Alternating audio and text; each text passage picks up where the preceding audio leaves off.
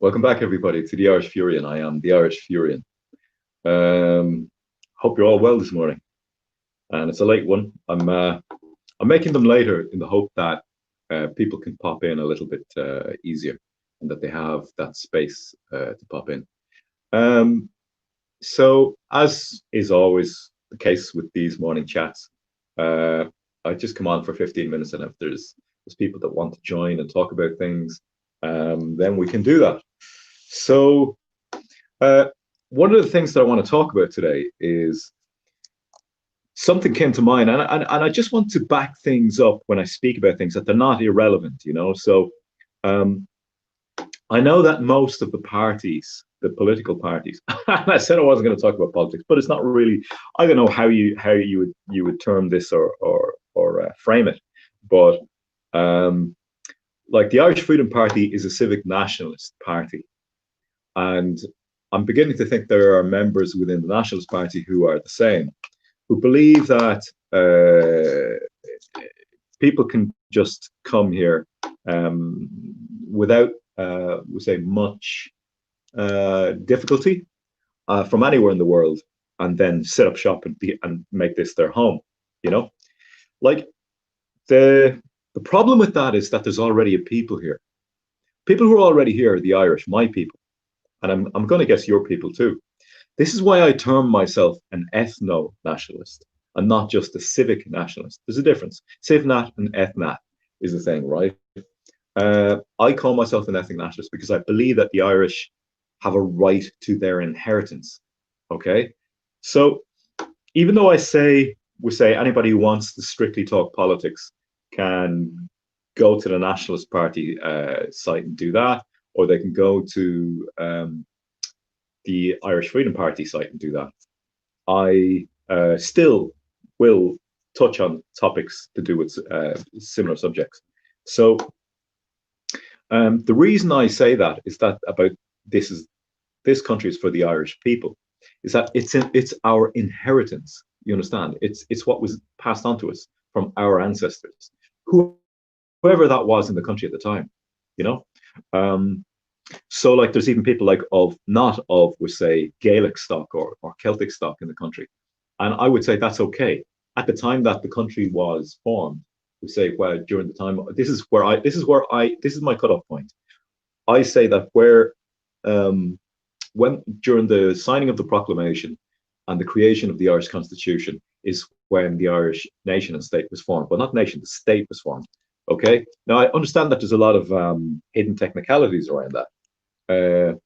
But I do use that as if they're going to term it that way, then I will use their terms and conditions to define it as well. All right, because I think that is a good cutoff point. So the country is Ireland.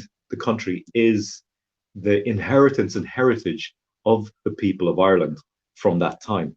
The families living in the country at that time. Okay, and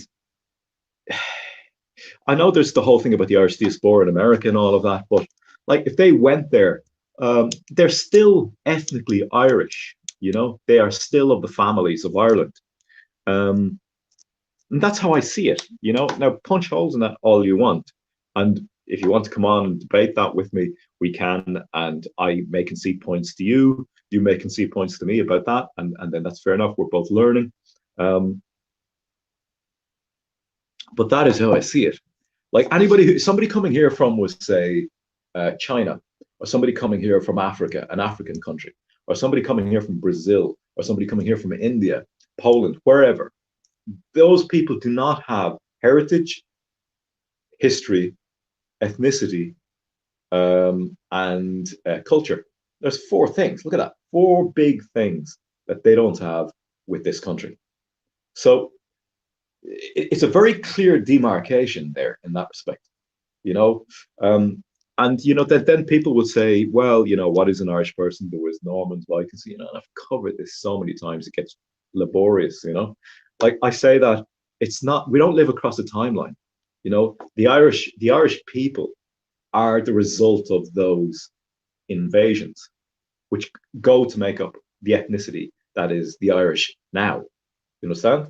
So I've done this many, many times. And it's of course it's all about inversion. This is how they rule us. This is why I made that video the other evening about inversion. They take a reality and they turn it on its head. So what did they do? They took the fact that our ethnic background, which is Norman, Gaelic, Celtic, English, Viking, and all of this, they take it. That's who invaded the country, and so then they say we can't be Irish because we're made up of all those races and ethnicities. All right, ethnicities. So, but the thing about it is that no other peoples in the world are made up of those ethnicities because that's who we are. So they take the truth of it. They take the truth of it and they invert it and then use it against you. You see? So this is how it's done, inversion. Rule and control is done through inversion of the truth, you know? Um, but like back to ethnicity and back to heritage and history and the inheritance of the Irish people. I just want to give like an example. And there are people who will again take the truth and they will deny it and they will invert it. So like take I think in Cambodia, right? They have Buddhist rituals like every couple of months where they take small children and they go to a temple and they remember their ancestors. Okay. So what they do is the old people and the parents and all the rest, they take the little ones and they go along to the temple and they remember their ancestors back as far as 7 generations. Now, if that's not ethnic inheritance, what is? You know, like you're never getting in there. You will never be Cambodian. Why? Because you can't go along to a temple and you can't go, where's my ancestor? Because your ancestor, there is no ancestor of yours there. So you're not Cambodian. And they very well know that. And that's a part of their renewing of their identity. They have these rituals whereby they go and they remind the younger ones who went before them. You know, like we had all of this dismantled in Ireland, this remembrance of the people who went before. Because when you remember the people who went before, you're very cognizant of the people who are going to come after. You understand the chain of life.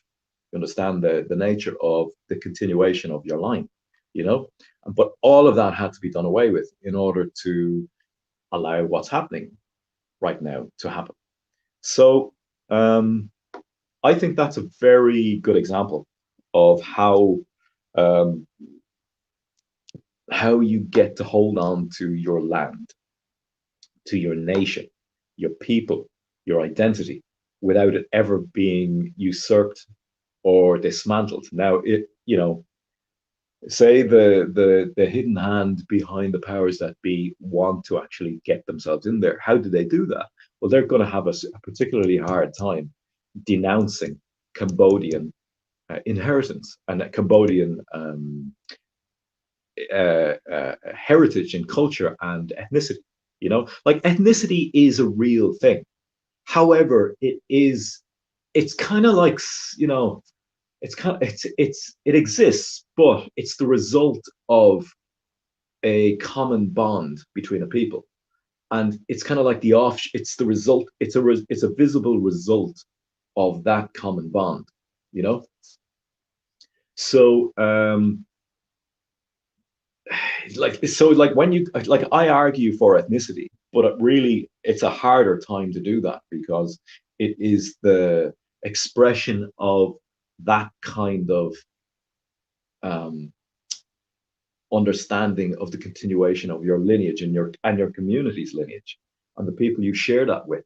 You share your common bonds with, you share your common belief structure, your common perspective outlook on the world, like that. When you form groups based on that, and in the past, great examples of that, huge and large examples of that would be religion, like different Christian groups, Christianity overall in Europe, and Islam, we say in Islamic countries.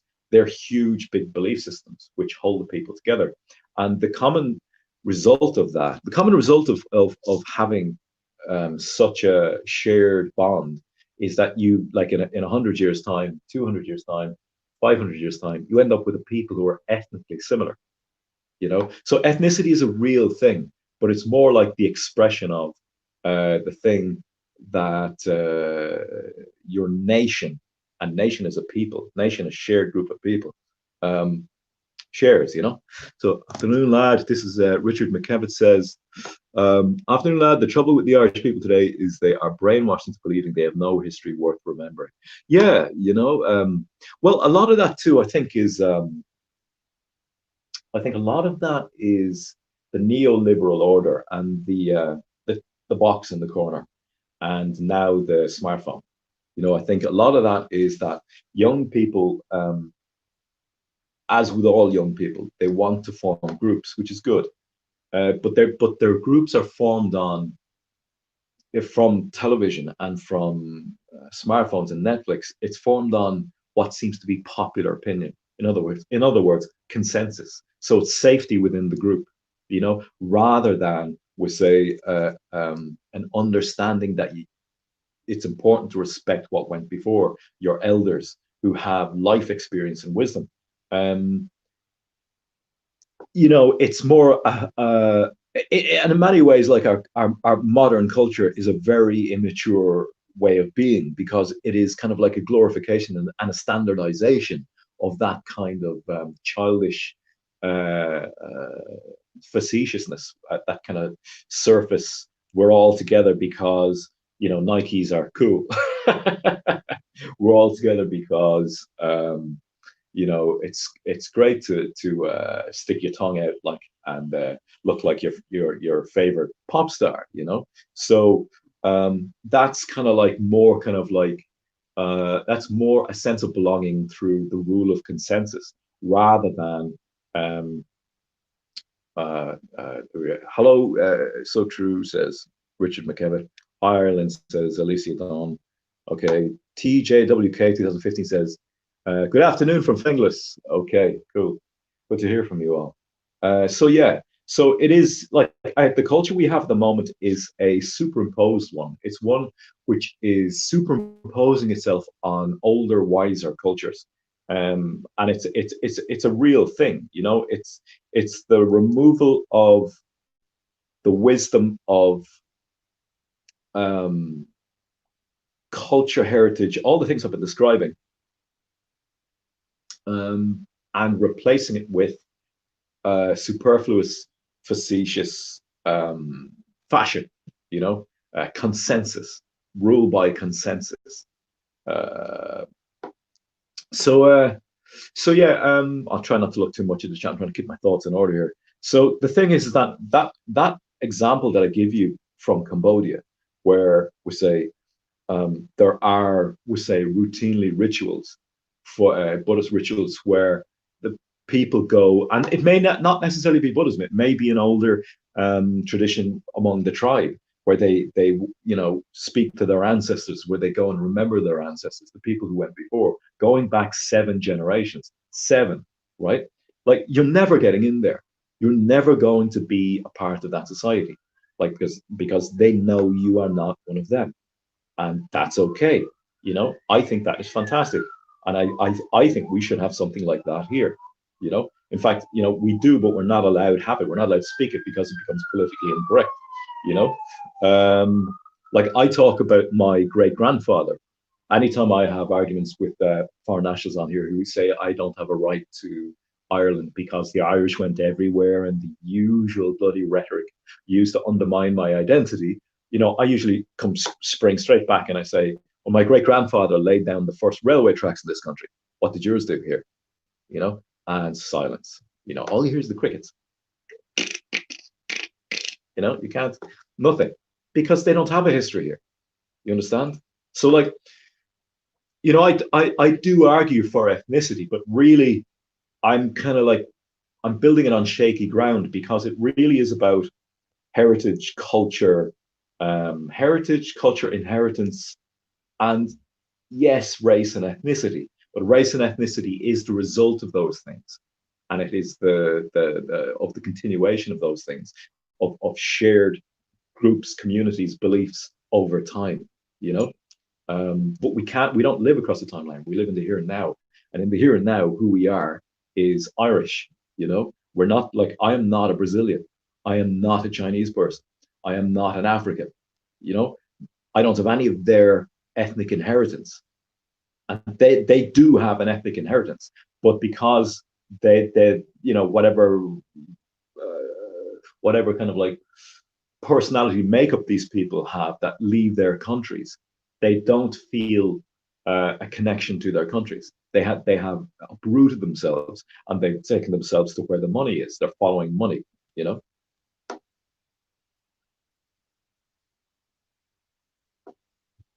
So what are we at now? We're at 15 minutes.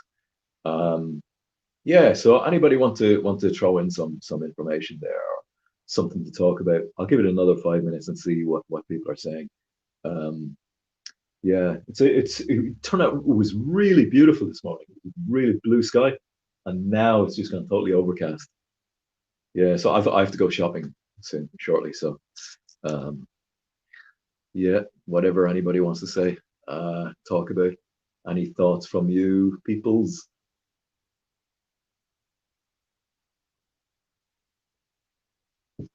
Yeah, what's it like in Finglas? TJWK 2015. Is it overcast up there? What's the weather like? Is it blue skies? Is it overcast? Is it mixed? Raining? What's it like?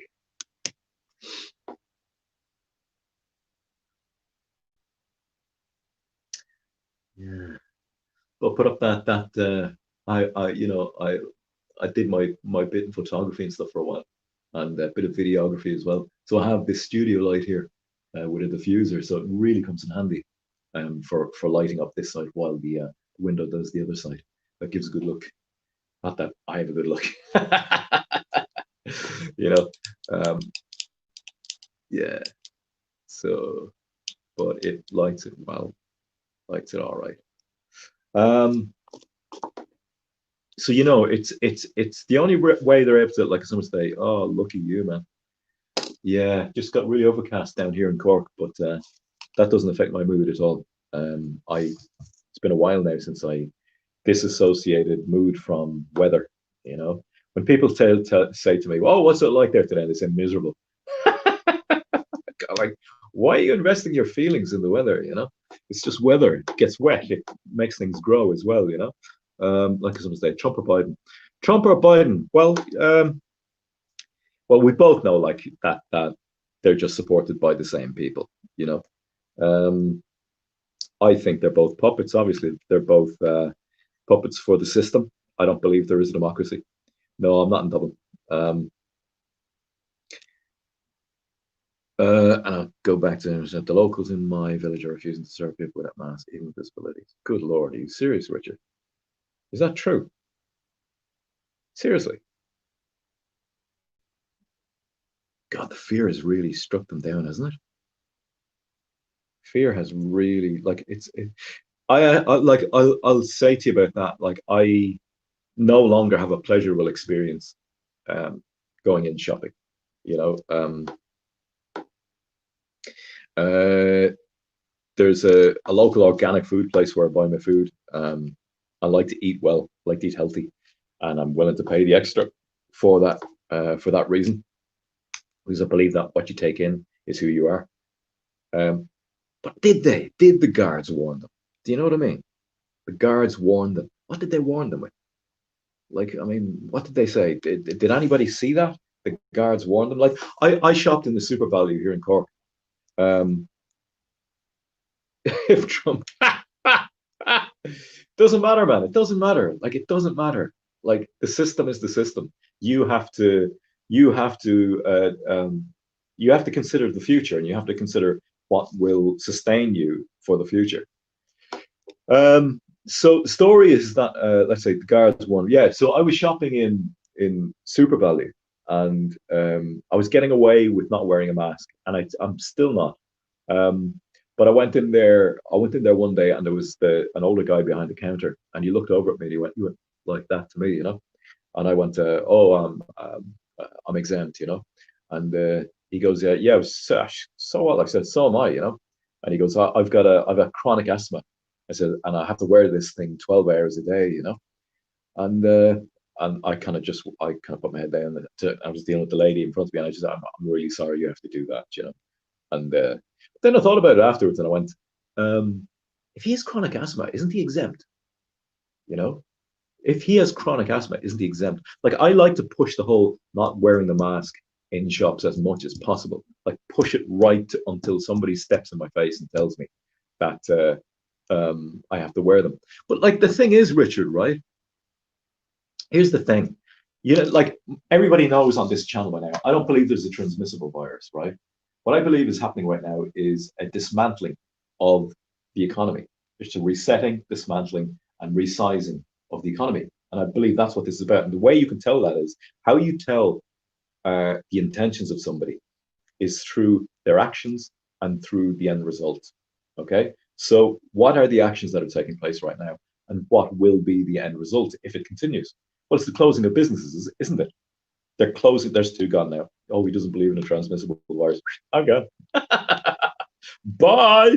So the thing is that you can tell the reason, you can tell the intention of what somebody is doing by their behavior and by the end result. What is the end result we see right now? Well, it's businesses closing, isn't it? And it's businesses finding it harder and harder to to conduct business because of the ridiculous uh, impositions being placed on people. Okay, like if you can't travel more than 5 kilometers past your local area, how are you going to do business in other areas? How are you going to shop in other areas? You know, or how are we say even if you think about it, how are they bringing produce from one area to another if you can't travel more than 5 kilometers? How are they doing that? It makes no sense. You know, you have to think it through. You have to think it through and work out all the little details and say this is not making sense. Like the end result of this is that the let's see. The end result of this is that businesses are going to be downsized. Like a local cafe that I go to, which is also an internet cafe, and actually you can see the world and its mother passing through it to get their forms printed and stamped and oh my, not stamped but printed and photocopied and all the rest. Like daily, you just see new faces from Africa, from India, from North Africa, from Brazil. Jeepers! I mean, like if you want to see, it's like the bloody canteen out of Star Wars. Yeah. Um, but they used to have a thriving business there. You know, now they have two tables standing outside, and they have glass walls up everywhere. There's nobody sitting down along the sides inside. And what's happening? They're losing business. So all of these businesses are going to lose business anyway. What's going to happen is the big retail outlets will stay open for longer. They'll stay alive and stay afloat for longer because they'll have more footfall. Places like Super Value, places that do well when it comes to food, because these are essentials, real essentials. Um, but other businesses which don't provide such essential goods are going to eventually lose traffic, lose footfall, you know, um, and that is the intention. They're resizing the economy. They're resetting and resizing it. There's no value left in the system. You understand? Like the currency, the American dollar. There's a reason. Like if you talk about the New World Order, right? America has bases in how many countries around the world, right? What is the current system, the currency system, which is the currency system which the modern world economy is based on? Well, it was the American petrodollar, wasn't it? Um, and there comes a time, like if you look at, we say, like if you think there's a difference between Biden and Trump, like if you think there's a difference between them, just look at the national debt. Okay, look at the years and look at the national debt. Right, look how it goes up to an extreme peak, and no matter which president was in power, Obama, Trump, whoever, the debt just kept increasing. Right, that tells you something. That tells you something that presidency doesn't matter. Nothing was done about that. You understand? So it's a different system. The system which is causing that is is the one which underpins the entire thing. There's no value left in the system. In Ireland, it's all distribution companies. It's construction companies, distribution companies. But there's no production. There's no labor of production, which is originally what fiat currency was based on. Fiat currency is the abstract um, representation of silver and gold, which then is the abstract representation of human labor, work, you know? And so when you have economies which are not labor based, the value tends to be greatly reduced. And the whole system of usury with banks eventually leads people to be into such debt, such national debt, that it can never be fulfilled. And so the system loses value. You understand? Okay, let's see. And so, like, this is what I believe it is. There is no transmissible virus. What is going on is an economic reset of the world monetary system.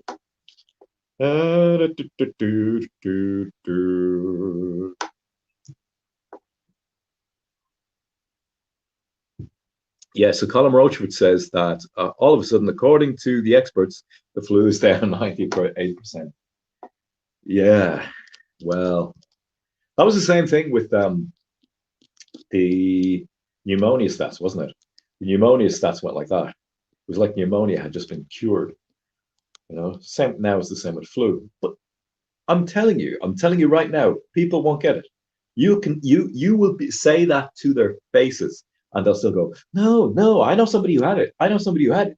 No, no, look, you just watch the news. There's the numbers are rising all the time, new cases, the whole lot, you know, because they believe it.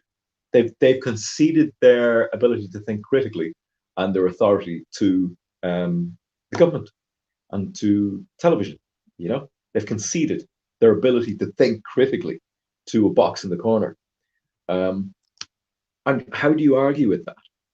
How do you discuss reasonably and rationally with people who have given up their free will to be able to think to media rhetoric and political rhetoric? How do you do that? You can't. I think the only way to address that is, I find, is through humor. You know, whenever I talk to people anymore, I don't get involved emotionally. I don't try and push, like assertively or aggressively, especially with women. I don't. I usually keep it very light and very kind of take the pissy, and very light and smiling all the time. And I'm not smiling falsely, because I genuinely enjoy people's company. So I keep it warm. And the people I know I'm warm towards anyway. So that's not an issue. But I always keep it light, keep it dancing lightly. And if they don't want to take on the information, they don't have to. You don't have to push them, you know.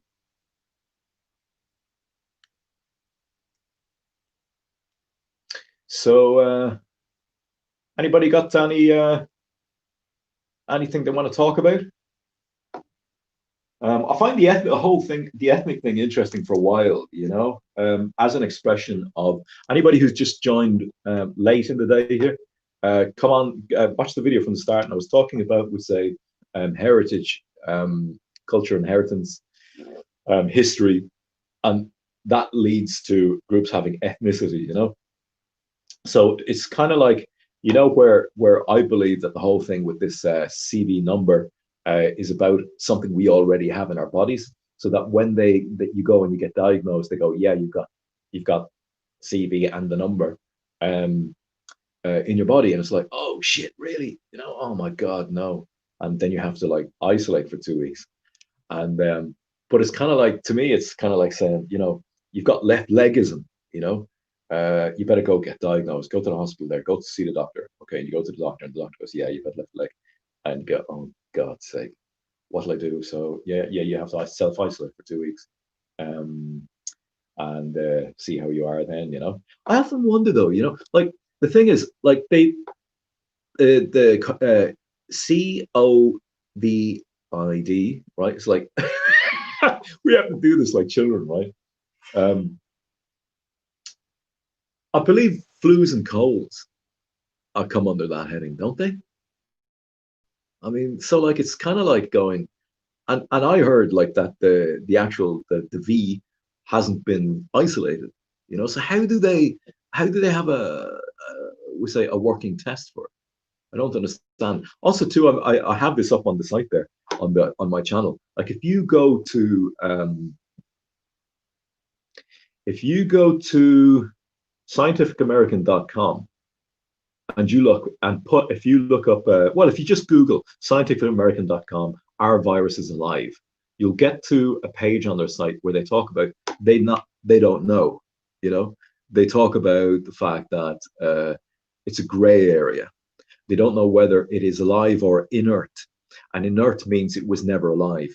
It's not dead because it was never alive to begin with. It's just inert, like a rock is inert, you know. So they don't know whether it is alive or inert, and that was a Scientific American, a well-known um, science magazine from 2004. Now, maybe the science was updated since, I don't know. But that's what they say.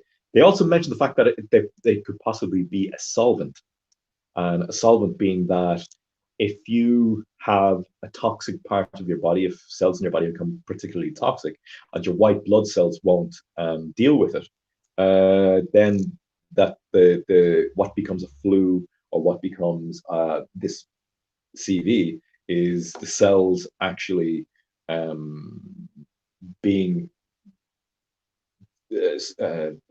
not diluted, but dealt with by this solvent produced by the body itself. Uh, but if you think about it from the point of view of big money and big pharmaceutical companies, that to have people believe that this is something which is transmissible would be perfect, because it would mean that then you would have to become dependent on pharmaceuticals in order to be cured, even though it may be your own body doing the curing. Now, I'm not saying this is what it is. I'm saying I think it is a plausible idea. And two people disappeared when I started talking about it again. So it's gas the way people have emotional reactions to things rather than thinking. Right, on the update on CV, let's see this now. What's the content on the update? You mentioned case numbers and three deaths in a country of 5 million. Yeah, but see, Colin, I don't like those people. Probably just to me, I could pass from. It could have been old people passing from heavy flu, or just it was their time anyway. Good, but it's a good point. Yeah, no one passed away from anything else. Unbelievable. There you go. No one passed away from anything else. Very good. That's what you need to be looking out for, and that's the way you need to be thinking about it. Yeah.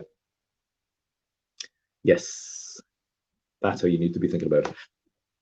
So you know, all the attention is here, and all the focus is brought over here, but they don't want you looking at the truth, which is what Colin just said. No one passed away from anything else. People pass away from loads of things all the time, but they don't want you looking at that. They want you looking over here. See? So magic games, magic tricks. All right, guys. It is 33:29, and I have to motor. I wish you well for today, and thank you for your company. And we'll do this again, possibly tomorrow morning, sometime before 12 or thereafter. Take care. Have a good one. Bye.